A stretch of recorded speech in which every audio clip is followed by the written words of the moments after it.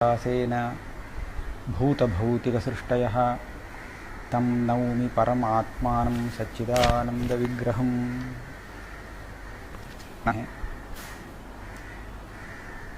प्रमाकरणम प्रमाणम, यह प्रमाण का स्वरूप बताया गया।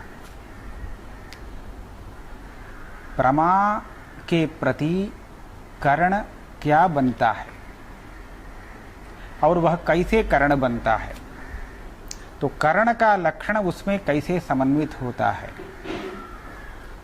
तो इसका निरूपण करने पर प्रमाण क्या चीज है यह पता लगा सकते हैं। तो इसके पूर्व में न्यायशास्त्र के अनुसार प्रत्यक्ष ज्ञान की उत्पत्ति में जो प्रक्रिया है उसको समझना आवश्यक है। हम यह देखते हैं किसी वस्तु के रस का ज्ञान, कोई मधुर पदार्थ है, उस मधुर पदार्थ को हम जब अपनी जिह्वा में रखते हैं तभी उसके माधुर्य का हम अनुभव करते हैं। यदि हम उस पदार्थ को जिह्वा से थोड़ी दूर पर पकड़े रहते हैं तो उसका माधुर्य का अनुभव हम नहीं ले सकते। यहाँ पर आप अन्वय और व्यतिरेक को देखिए। जिह्वा के साथ जब उस वस्तु का साक्षात संयोग हो जाता है तभी उसके माधुर्य का अनुभव प्राप्त होता है, और वह वस्तु थोड़ी भी दूर जिह्वा से न लग करके थोड़ी दूर में रहने पर भी उसके माधुर्य का अनुभव नहीं होता। तो इससे हम यह समझ सकेंगे, इंद्रिय अपने विषय का ज्ञान तभी करा सकता है जब वह अपने विषय के साथ संबद्ध होगा, उसका विषय के साथ संबंध होना चाहिए। मैंने रसनेन्द्रिय का दृष्टांत इसलिए दिखाया कि वह अत्यंत स्पष्ट है। दूसरे इंद्रियों में देखते हैं, यह घ्राणेन्द्रिय है, गंध का इसके द्वारा ग्रहण होता है। तो सुगंधी अथवा दुर्गंधी वस्तु पास में नहीं, जब दूर में रहता है तो तब भी हम अपने इंद्रिय से उसका गंध जान लेते हैं। तो आपको पूछना चाहिए, यहाँ पर इंद्रिय और उसके विषय का संबंध हुआ है क्या? बिना संबंध के इंद्रिय के द्वारा उसका ज्ञान हुआ क्या? शास्त्रकारों का यह उत्तर है, वहां पर भी संबंध हुआ है। जो आप देखते हैं सुगंध अपेक्षा दूर पर स्थित है, तो इंद्रिय का उसके साथ संबंध कैसे? तो ऐसा नहीं सोचना चाहिए, क्योंकि वायु उस पदार्थ पर से बहता हुआ आता है, तो वायु के संपर्क में उस पदार्थ के कुछ कण, सूक्ष्म कण वहाँ से आते हैं, और वे कण अपने इंद्रिय से, घ्राणेन्द्रिय से संबद्ध होते हैं, तभी उस गंध का घ्राणेन्द्रिय से अनुभव होता है। यदि वायु वहाँ से इधर नहीं आता, वायु दूसरी ओर है, तो उस वस्तु के वहाँ रहने पर भी हमें उसके गंध का पता नहीं लग सकता। तो वायु उस गंध को लेकर घ्राणेन्द्रिय के साथ उसका संबंध करा देता है, तभी उस गंध का अनुभव होता है। तो यहाँ पर भी विषय और इंद्रिय का संबंध आवश्यक है। अब यह श्रोत्रेंद्रिय है, इसके द्वारा शब्द का अनुभव होता है। तो शब्द का अनुभव कैसे होता है? इसको कहते हैं वीची तरंग न्याय, वीची तरंग न्याय कहा जाता है। समुद्र में एक बड़ा लहर आता है, उसके बाद उसके आगे उसकी अपेक्षा थोड़ा छोटा तरंग आएगा और उसके आगे उससे छोटा तरंग, इस प्रकार वह तरंग परंपरा तीर तक आती है। तो उसी तरह जहाँ अपने चारों ओर समान शब्द को उत्पादित करता है और वे भी शब्द अपने चारों दिशाओं में शब्द को उत्पन्न करते हैं, तो इस तरह अपने कान में जो पड़ता है शब्द, उस शब्द को हम सुनते हैं श्रोत्रेंद्रिय से। यह प्रक्रिया है अन्य इंद्रियों के विषय में। से विषय को ग्रहण करता है, तो विषय तो वहाँ पर है, वहाँ हम देख रहे हैं एक घट को। घट कहाँ पर है? दूर पर है। तो हमारा चक्षुर इंद्रिय कहाँ पर है? यहाँ पर है, नेत्र। यहाँ पर घट तो वहाँ से इधर आता नहीं जाता है। यह जो इंद्रिय है चक्षुर इंद्रिय, इसको तेजस इंद्रिय बताते हैं। यह तेज से बना है, तो तेज का यह एक स्वभाव है, वह कहीं से निकलता हो तो प्रभा के रूप में दूर तक जाकर के संबद्ध हो जाता है। अब उस प्रकाश, उस लाइट यहाँ झटित एक मिनट, एक सेकंड में यहाँ आकर के संबद्ध हो जाता है। तो इसी तरह ये प्रकाश रूप है नेत्र इंद्रिय, और यह हो जाता है विषय तक, और प्रभा उसको कहते हैं। प्रभा के रूप में यह निकलता है और बाहर विषय में व्याप्त हो जाता है। तो इस तरह इसको छोड़ करके नहीं, यहाँ से निकल करके बाहर नहीं जाता, यहाँ भी संबद्ध रहता है। तो उसी समय वहाँ विषय तक उसकी दीर्घ प्रभा के रूप में एक परिणाम होती है।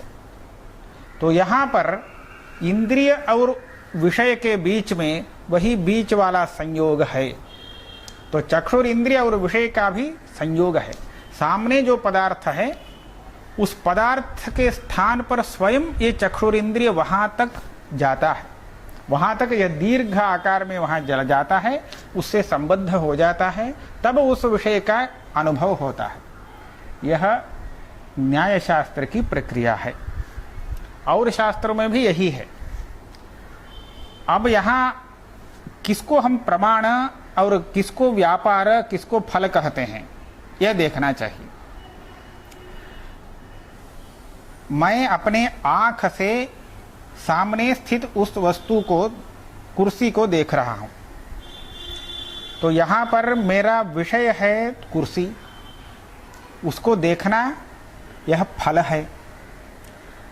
उसको देखने के लिए मुझे क्या करना पड़ रहा है, किस साधन का उपयोग करना पड़ रहा है? आंख, चक्षुर इंद्रिय का उपयोग करना पड़ रहा है। तो चक्षुर इंद्रिय से उस कुर्सी का प्रत्यक्ष होने के लिए बीच में किसकी आवश्यकता है? तो इस चक्षुर इंद्रिय को उस पर पड़ना चाहिए। चक्षुर इंद्रिय यहाँ से उस कुर्सी से जब संबद्ध होगा, तभी उस कुर्सी का मुझे प्रत्यक्ष हो सकता है। तो इस तरह देखिए, यहाँ इसको हम संयोग कहेंगे, इंद्रिय विषय संयोग। इंद्रिय का विषय के साथ जो संयोग है, यह यहाँ पर व्यापार है। फिर इस व्यापार को करने वाला इंद्रिय करण है। व्यापारवत कारणम करणम। कार्य क्या है, फल क्या है? कुर्सी का ज्ञान। तो यहाँ पर कुर्सी का जो प्रत्यक्ष ज्ञान है, वह कार्य है। इस कार्य के प्रति इंद्रिय भी कारण है, प्रकाश भी कारण है, साक्षात वह कुर्सी भी कारण है, और इंद्रिय का उस कुर्सी के साथ संबद्ध होना, ये भी एक कारण है। ये सभी कारण है। लेकिन करण किसको कहेंगे? तो यह जो इंद्रिय है, उसी को हम करण कहेंगे, क्योंकि उसका व्यापार बनता है। व्यापार क्या है? चक्षुर इंद्रिय और विषय का जो संयोग, संबंध, वह संबंध है यहाँ व्यापार। तो हमने ऐसा दिखाया, यहाँ पर घट है, चक्षुर इंद्रिय उसको ज्ञान कराने वाला प्रमाण है। घट और प्रमाण के बीच में संयोग संबंध है। इस संयोग संबंध को हम व्यापार कहेंगे। तो व्यापारवान कारण बनता है चक्षुर इंद्रिय। तो व्यापारवत कारणम करणम, इस लक्षण के अनुसार चक्षुर इंद्रिय इस घट प्रत्यक्ष के प्रति कारण बनता है। इसी जगह सर्वत्र समन्वय हम करेंगे। सर्वत्र हम इस पत्र को, इस कागज को हाथ से स्पर्श कर रहे हैं, तो इसका स्पर्श मुझे मालूम पड़ रहा है। किस इंद्रिय से? त्वक इंद्रिय से। यह कैसे मालूम पड़ रहा है? तो इस विषय का त्वक इंद्रिय के साथ संबंध हुआ। यदि यह कागज इधर रहता तो उसके स्पर्श का मुझे ज्ञान नहीं होता। जब मैं छूता हूं उस कागज को, तो तब उसका स्पर्श मुझे अनुभव में आता है। तो यहाँ पर त्वगिंद्रिय और उस वस्तु का जो संबंध है, यह व्यापार है। और उस वस्तु के प्रत्यक्ष को कराने में जो इंद्रिय साधन बना, वह है व्यापारवत कारण। तो वह कारण है। तो आपको यह समझ में आ गया होगा व्यापार किसको कह रहे हैं और व्यापारी कारण का, व्यापारवान कारण कौन है, कारण क्या है। तो कारण यह सामान्य शब्द है, सबके लिए उपयोगी है। लेकिन कारण कारण का विशेष होता है। जो व्यापारवान होकर के कारण भी बने, वह है करण। तो प्रमाण, इस शब्द में प्रमा का करण, यह अर्थ है। तो प्रमाकरण, ये प्रमाण शब्द से जब कहा जाता है, तो ऐसा ही करण को वहां पर लेना है जो व्यापारवान और कारण भी है।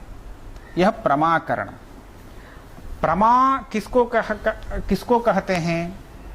यथार्थ अनुभव।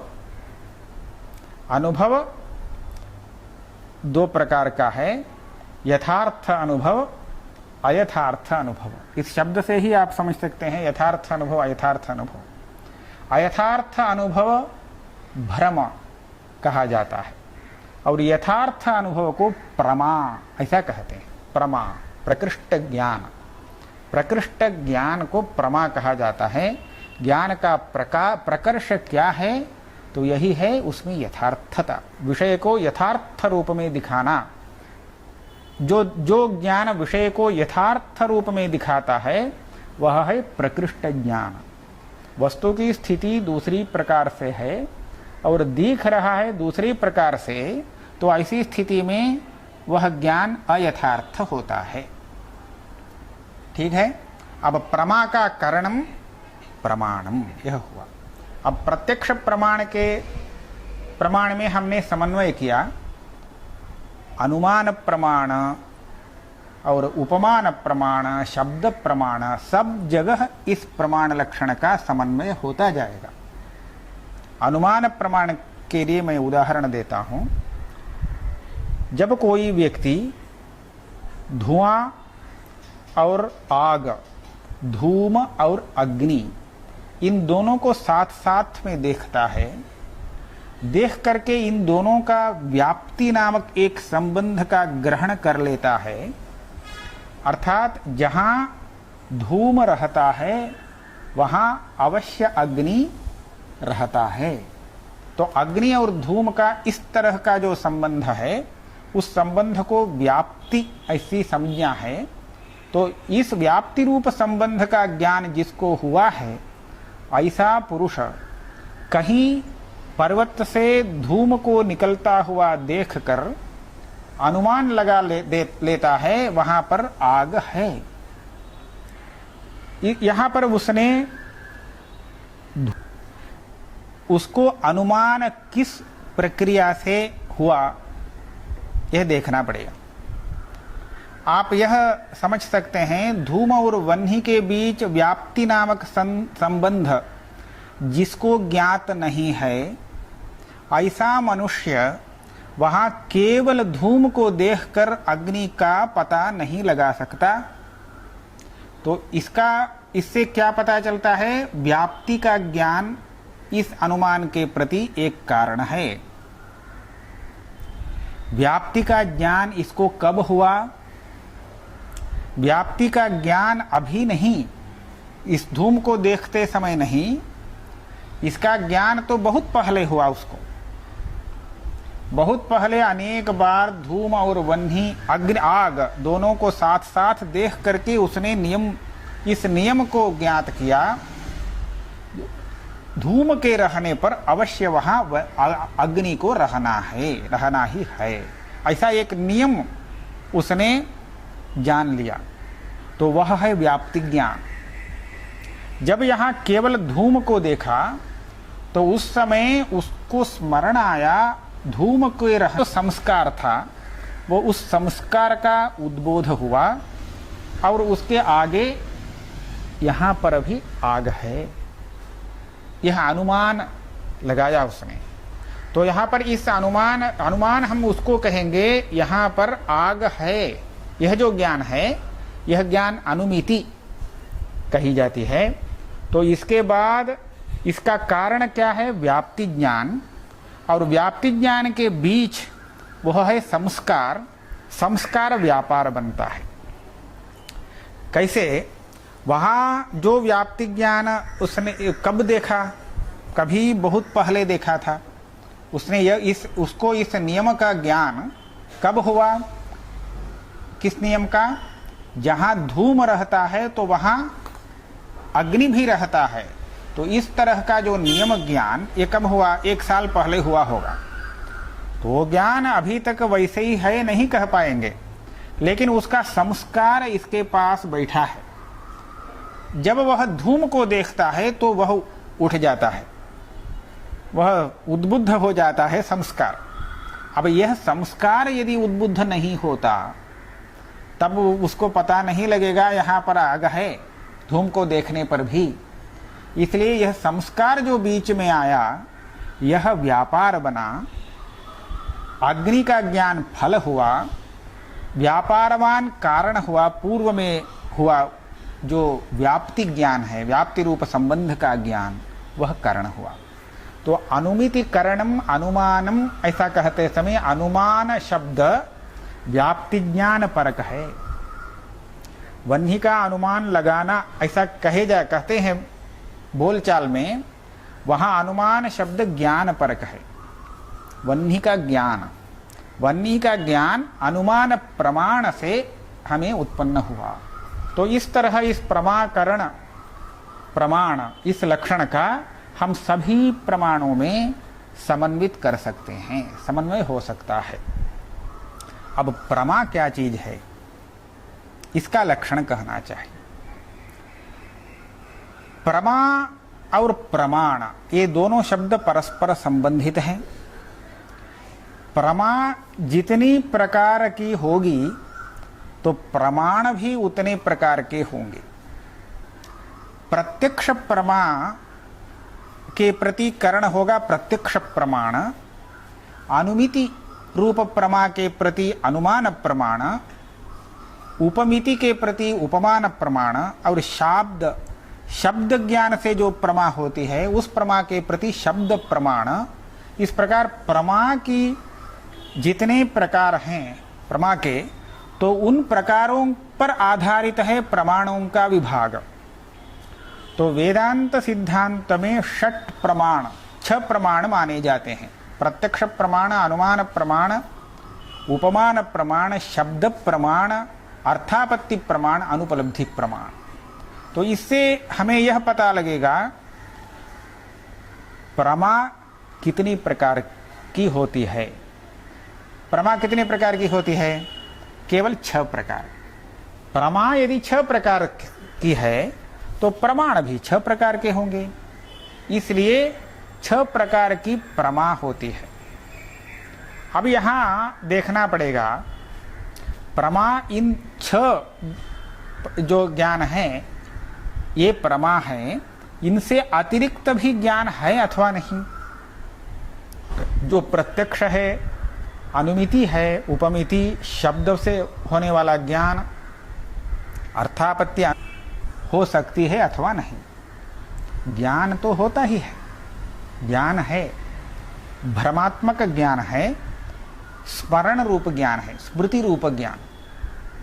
स्मृति उसको कहते हैं जो पूर्व में अनुभूत हुआ हो, उस विषय का बाद में संस्कार के उद्बुद्ध होने पर स्मरण होता है, तो वो स्मरणात्मक ज्ञान है।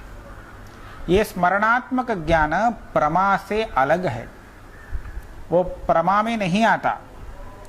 और भ्रमात्मक जो ज्ञान है, अयथार्थ ज्ञान, वो भी प्रमा नहीं। तो प्रमा लक्षण का लक्ष्य पहले हम निर्धारित कर लेंगे। ये सब प्रमा लक्षण के लक्ष्य हैं, और भ्रमात्मक ज्ञान इसका इस लक्षण का लक्ष्य नहीं। स्मरणात्मक जो ज्ञान है वो भी इस लक्षण का लक्ष्य नहीं। तो लक्षण ऐसा कहना पड़ेगा जो लक्षण 6 प्रकार की प्रमाओं में रहता हो, भ्रमात्मक ज्ञान स्मरणात्मक ज्ञान में न रहता हो, ऐसा ही लक्षण प्रमा लक्षण बनेगा। तो यहां पर पहले कहते हैं तत्र स्मृति व्यावृत्तम प्रमात्वम अनधिगत अबाधित अर्थ विषयक ज्ञानत्वम। लक्षण कहते समय शास्त्रकार उसमें प्रत्येक शब्द को बहुत ध्यान से देते हैं, बहुत सोच विचार करके, एक अक्षर भी अधिक न होकर पूरा का पूरा वहाँ जितने शब्दों का प्रयोग हुआ है सबका सार्थक्य, उसका प्रयोजन क्या है, इसको देख करके तब लिखते हैं लक्षण। तो यहाँ पर क्या हुआ है, लक्षण क्या है? अनधिगत अबाधित अर्थ विषयक ज्ञानत्वम, उसके बाद लक्षण के रूप में कहा गया है। तो इसको आप ऐसा विभाग कर सकेंगे, पहले ज्ञान है, ज्ञान का विषय है, उसको अर्थ शब्द से कहा गया। ज्ञान और ज्ञान का विषय, ज्ञान का विषय माने जो वस्तु ज्ञात हो रहा है, जिसको हम ज्ञात कहते हैं, वह है ज्ञान का विषय। क्या रहे हैं? अनधिगत अबाधित। ये अनधिगत माने क्या, अबाधित माने क्या? अधिगत से भिन्न अनधिगत, बाधित से भिन्न अबाधित। हाँ, तो इसके पूर्व में अधिगत माने क्या? अधिगत का अर्थ पूर्व में ज्ञात। पूर्व में, अभी जो ज्ञान हो रहा है, इसके पूर्व में यदि वस्तु ज्ञात है तो उस संदर्भ में वह अधिगत बनेगा। अधिगत का अर्थ ज्ञात, इसके पूर्व में ज्ञात, ऐसा समझिए। तो हमने क्या विशेषण दिया है? जो वस्तु पूर्व में ज्ञात नहीं है, अनधिगत है, अर्थात पूर्व, इसके पूर्व ज्ञात नहीं, अभी ज्ञात हो रहा है, तो वह वस्तु अनधिगत है। अबाधित, यहां बाधित का क्या अर्थ है? एक भ्रम स्थल में हम बाध को दृष्टांत के रूप में दिखा सकते हैं। पहले देखा एक सर्प है, ऐसा पता चला, लेकिन बाद में पता चला वो सर्प नहीं है। तो पहले जो दिखा सर्प, वो अब कहाँ गया? बाधित हुआ। पहले उसको ज्ञान हुआ सर्प है, तो बाद में वह सर्प नहीं है ऐसा पता चल गया। तो ये जो बाद का ज्ञान है, यह पूर्व ज्ञान को और उसके विषय को बाधित कर देता है। तो इस प्रकार जो विषय बाधित हो, उसको हटाने के लिए अबाधित ऐसा विशेषण दिया गया है। तो अबाधित इसका अर्थ हुआ जिस विषय का बाद में ऐसा नहीं है, इस प्रकार का बाध न हो, वह अबाधित। तो विषय में दो विशेषण हुए। एक, वह वस्तु पूर्व में ज्ञात न हो, दूसरा, उसको वह बाद में बाधित न हो। तो इस तरह जिस वस्तु, जो वस्तु है, उस वस्तु का ज्ञान प्रमा होती है, वही प्रमा है। इसको हम कहेंगे अनधिगत अबाधित अर्थ विषयक ज्ञान। और ज्ञानत्व वह उस प्रमा का लक्षण है। अनधिगत अबाधित अर्थ विषयक ज्ञानत्वम। अब इसमें समन्वय एक जगह करते हैं। अभी तक हमने नहीं देखा, आंख खोल करके देखा तो एक वस्तु वहां पर दिखाई पड़ा।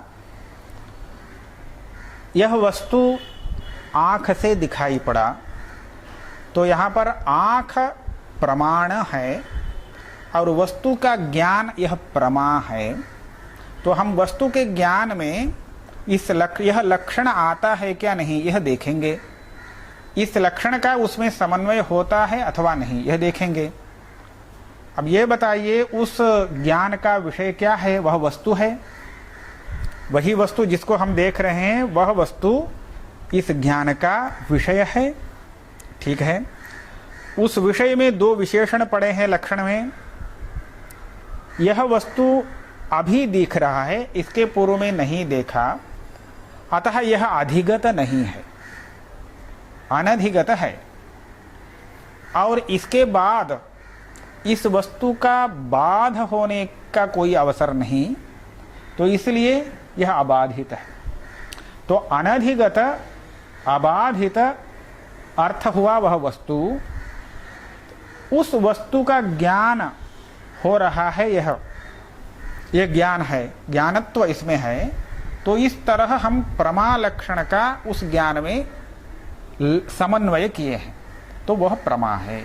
इसी तरह लक्षण का सभी प्रमाओं में समन्वय होना चाहिए, इसको कहते हैं लक्षण समन्वय। दूसरा भी एक काम लक्षण समन्वय करते समय करना चाहिए, वो क्या है? अलक्ष्य में यह लक्षण तो नहीं जाता है, तो इसका जो लक्ष्य नहीं है उसमें कहीं लक्षण नहीं है, यह भी पूर्व में निर्धारित कर देना चाहिए। अब प्रमा नहीं है ऐसा एक ज्ञान बताइए। हमने अभी दिखाया स्मरणात्मक ज्ञान प्रमा से भिन्न है, लक्ष्य नहीं है वह, और भ्रमात्मक ज्ञान वो भी लक्ष्य नहीं है। अब यह लक्षण उन दो प्रकार के ज्ञानों में आता है अथवा नहीं, यह देखना चाहिए। आप स्मरणात्मक ज्ञान एक लीजिए। कल मैंने किसी पुरुष को देखा, आज मुझे उसका स्मरण हो रहा है, मैंने अमुक व्यक्ति को कल देखा था। तो यह जो स्मरण है, इस स्मरण का विषय क्या है? वो एक व्यक्ति विशेष। वह जो व्यक्ति है वह अनधिगत है क्या? नहीं, क्योंकि पूर्व में ज्ञात है, तभी तो स्मरण आ रहा है। तो इसलिए स्मरण का जो विषय बनता है वह पूर्व में अवश्य ज्ञात होता है। जो पूर्व में ज्ञात नहीं उसका स्मरण संभव नहीं। तो स्मरण का विषय अधिगत होता है, अनधिगत नहीं। तो हमने लक्षण बनाया अनधिगत विषय का ज्ञान ही प्रमा है, तो स्मरण ऐसा नहीं हो सकता। अतः इस लक्षण का उसमें आना संभव नहीं। इसलिए यह कहते हैं उसमें यदि अलक्ष्य में लक्षण चला जाता है तो अतिव्याप्ति नामक दोष आता है। तो अतिव्याप्ति दोष नहीं है। अच्छा, भ्रम के उदाहरण में देख लेते हैं। भ्रम क्या है? पहले देखा वहां सर्प है दिखा, बाद में पता चला वह केवल रस्सी है। तो यहाँ पूर्व में जो सर्प ज्ञान हुआ तो उस ज्ञान में इस लक्षण का समन्वय होता है क्या? कैसे? संभव नहीं। यह कह सकते हैं जब आप उस सर्प को देखे प्रथम बार तो उस समय तो उसका विषय जो सर्प बना वह पूर्व में ज्ञात नहीं था। प्रथम बार जब देखते हैं तो उसके पूर्व में तो वो नहीं मालूम था कि वहां सर्प है, इसलिए अधिगत नहीं है। अतः अनधिगत विषय बनता है किंतु अबाधित नहीं बनता, क्योंकि उसके बाद नायम सर्पः, यह सर्प नहीं है, इस तरह का बाधक ज्ञान उत्पन्न हो जाता है। इसलिए उसका विषय बाधित होता है, अबाधित नहीं। और इसलिए अनधिगत अबाधित अर्थ विषय का ज्ञान उसको नहीं कह सकते हैं। तो उसमें भी यह लक्षण नहीं आता है। इस तरह यह लक्षण प्रमा का लक्षण ठीक लक्षण है। तो कहीं भी इसकी अतिव्याप्ति नहीं है, तो लक्षण में उसका समन्वय हो रहा है, तो इसलिए अच्छा लक्षण है। तो यह हुआ। आप यह बताइए, यह जो प्रमा का लक्षण कहा गया है, यह लक्षण कहीं स्मरण में जा सकता है? नहीं, क्योंकि जो स्मरण होता है उसका विषय अधिगत ही रहता है नियमित रूप से, अनधिगत कभी होता नहीं। तो इसलिए अभी जो लक्षण कहा गया, यह लक्षण स्मृति व्यावृत्त, ऐसा कहेंगे। व्यावृत्त अनुवृत्त, इन दो शब्दों का प्रयोग कैसे होता है यह दिखा देते हैं।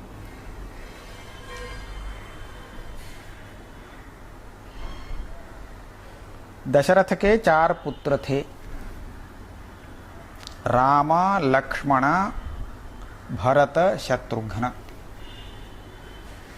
4 पुत्र थे। ये सभी दशरथ पुत्र हैं, चारों दशरथ के पुत्र हैं। तो दशरथ पुत्रत्व इन चारों में विद्यमान है। फिर इन 4 पुत्रों में कोई 2 पुत्र वन को गए। वो कौन थे? राम और लक्ष्मण। तो दशरथ के जो वन जाने वाले, वनवास करने वाले पुत्र 2 ही हैं, 4 नहीं। यहां पुत्रत्व यदि लेते हैं तो पुत्रत्व तो चारों में समान रूप से आता है, और वनवास करने वाला दशरथ पुत्र ऐसा यदि कहते हैं तो उनमें 2 हट जाता है। तो वनवास करने वाला पुत्रत्व, पुत्र ऐसा जब कहते हैं तो यह धर्म उन 2 से अलग हो जाता है। भरत और शत्रुघ्न को छोड़ करके राम और लक्ष्मण में रहता है। तो इसको हम कहेंगे यह भरत और शत्रुघ्न से व्यावृत्त हुआ। दूसरी भाषा में उसमें न रहने वाला धर्म, भरत और शत्रुघ्न में न रहने वाला, यह ऐसा एक धर्म है जो उससे व्यावृत्त हुआ। और केवल दशरथ पुत्रत्व ऐसा यदि कहते हैं तो वो चारों में आता है। अब सीतापति कौन है इन चारों में? तो सीतापतित्व इन चारों में एक पुत्र में आता है। वह सीतापतित्व धर्म केवल राम में है और दूसरे अन्य 3 पुत्रों में नहीं है।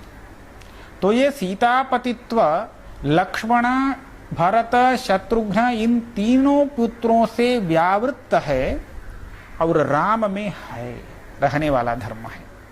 तो व्यावृत्त शब्द का किस तरह प्रयोग किया जाता है यह आप देखते हैं। तो यह धर्म उनसे व्यावृत्त है, इसका अर्थ है उनमें नहीं रहता है।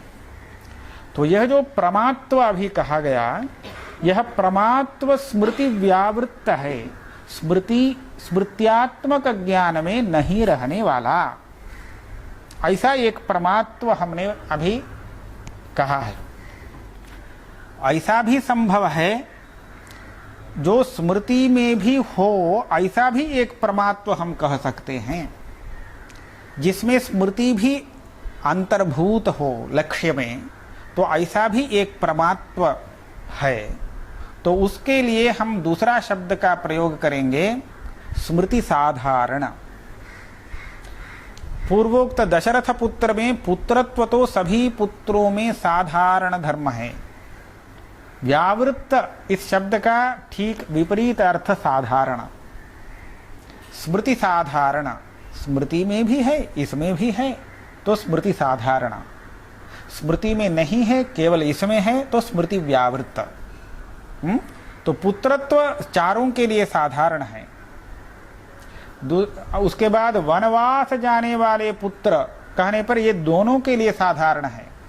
सीतापतित्व कहने पर असाधारण केवल एक के लिए है। तो इस तरह साधारण माने स्मृति साधारण, स्मृति और अनुभव दोनों में होने वाला, ऐसा एक प्रमात्व आगे कह रहे हैं।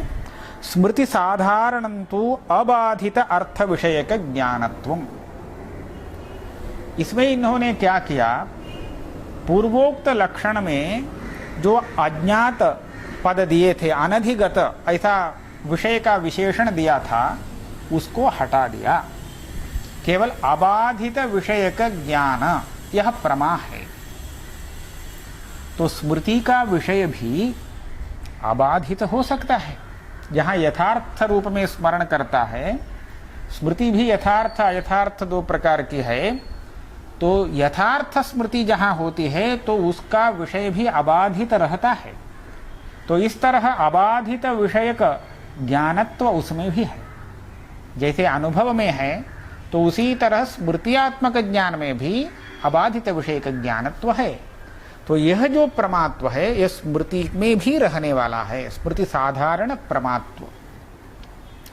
यह प्रश्न होगा, दो प्रकार के प्रमात्व का निरूपण करने की अपेक्षा क्या है? प्रथम लक्षण के लिए लक्ष्य स्मृति से अलग, भ्रमात्मक ज्ञान से अलग जो ज्ञान, वो सब प्रथम लक्षण का लक्ष्य है। और द्वितीय लक्षण का लक्ष्य भ्रमात्मक ज्ञान को छोड़कर बाकी सभी ज्ञान लक्ष्य हैं। तो उस लक्ष्य में स्मृत्यात्मक ज्ञान, यथार्थ स्मृति का भी अंतर्भाव होता है। तो ऐसा दो विभाग, दो प्रकार करने की क्या आवश्यकता है? तो यहाँ पर यह इसका उत्तर है, जब प्रमाण विभाग का विषय आता है तो उस समय हमें स्मृति व्यावृत्त प्रमा का निरूपण करना पड़ता है। अन्यथा स्मृति का जो करण होगा वह एक अलग प्रमाण बनेगा। स्मृति को भी प्रमा के रूप में परिगणन करेंगे तो हमने यह बताया, प्रमात्मक ज्ञान जितने प्रकार के होते हैं उतने ही प्रकार के उसके करण भी होते हैं, प्रमाण। तो स्मृति एक अलग प्रकार का प्रमात्मक ज्ञान बनेगा तो उसका भी एक करण अलग से होगा। तो 6 प्रमाण नहीं और प्रमाण संख्या में वृद्धि होगी। इसलिए प्रमाण का विभाग जहाँ करने का अवसर है तो उस समय प्रमा का लक्षण वैसा ही करना चाहिए जो लक्षण स्मृति से व्यावृत्त हो, स्मृति में नहीं रहने वाला हो। प्रमा यथार्थ प्रवृत्ति के प्रति कारण है। प्रमा के बाद ज्ञान प्रवृत्ति के प्रति कारण भी है, इच्छा और प्रवृत्ति के प्रति। दूर से देखा, वहां पर सोना है दिखाई पड़ा, सोना है यदि दिखता है तो कोई भी वहां जाकर के देखेगा, एक बार उसको लेने के लिए जाएगा। तो कहीं जाने वाले इस व्यक्ति को वहां पर जाने में प्रवृत्त कराने वाला ज्ञान हुआ, यह सोना है इत्याकारक ज्ञान है ना। तो यह ज्ञान उस व्यक्ति में उस वस्तु को निकालने के लिए, लेने के लिए वहां तक जाने की प्रवृत्ति को उत्पन्न कराया। ये ठीक है। तो यह जो प्रवृत्ति है, यह प्रवृत्ति कहीं यथार्थ हो सकती है, कहीं अयथार्थ। इसने सोना समझा, गया, निकाला, तब पता चला वह सोना नहीं है। तो इस यहाँ पर इसकी प्रवृत्ति बाधित प्रवृत्ति है, अयथार्थ प्रवृत्ति। गया, उसको वास्तव में सोना मिला तो यह प्रवृत्ति यथार्थ प्रवृत्ति है। प्रवृत्ति को यथार्थ अयथार्थ इस शब्द से नहीं कहा जाता है, संवादी विसंवादी ऐसा कहते हैं। उसके लिए यह शब्द, इन शब्दों का प्रयोग होता है। संवादी प्रवृत्ति, विसंवादी प्रवृत्ति।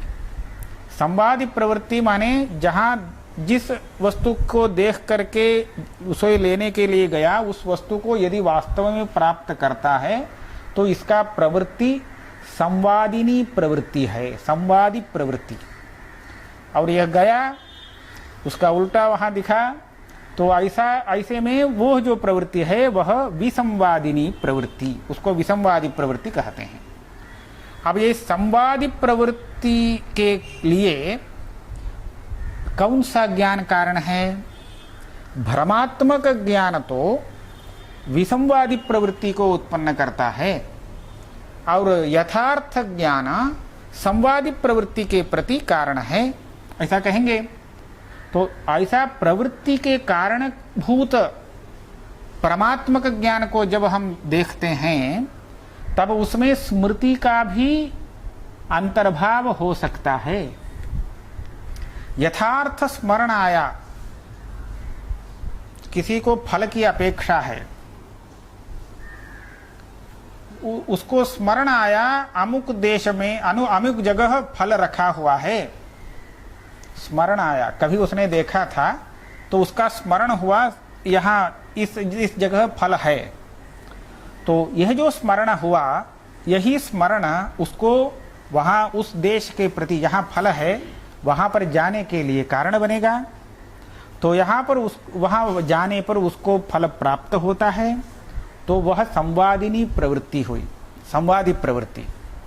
इस संवादी प्रवृत्ति का कारणीभूत ज्ञान क्या है? वह स्मरण।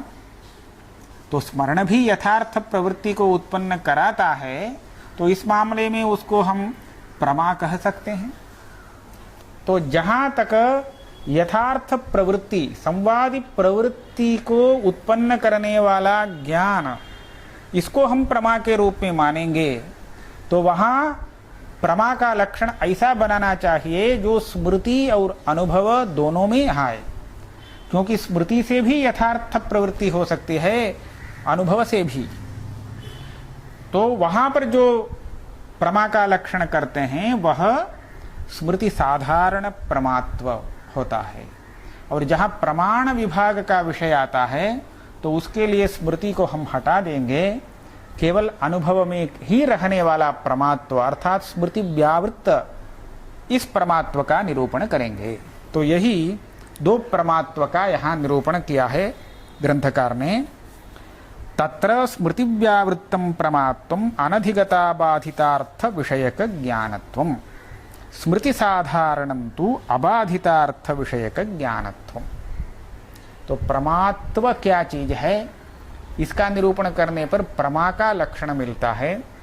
तो इस लक्षण से प्रमारूप लक्ष्य का ज्ञान होता है। उसके बाद प्रमा का जो कारण है, करण है, उस प्रमाण का ज्ञान होता है। तो हमें प्रमाकरणम प्रमाणम इस लक्षण में प्रमाण का जब विभाग विवक्षित है तो उस समय स्मृति व्यावृत्त जो प्रमात्व है उसी को लेकर प्रमाण लक्षण का समन्वय करना चाहिए। केवल प्रवृत्ति जनक, प्रवृत्ति के हेतु के प्रति जो प्रमा व्यवहार है तो उसके लिए आप स्मृति साधारण प्रमात्व लक्षण को लेकर भी व्यवहार कर सकते हैं।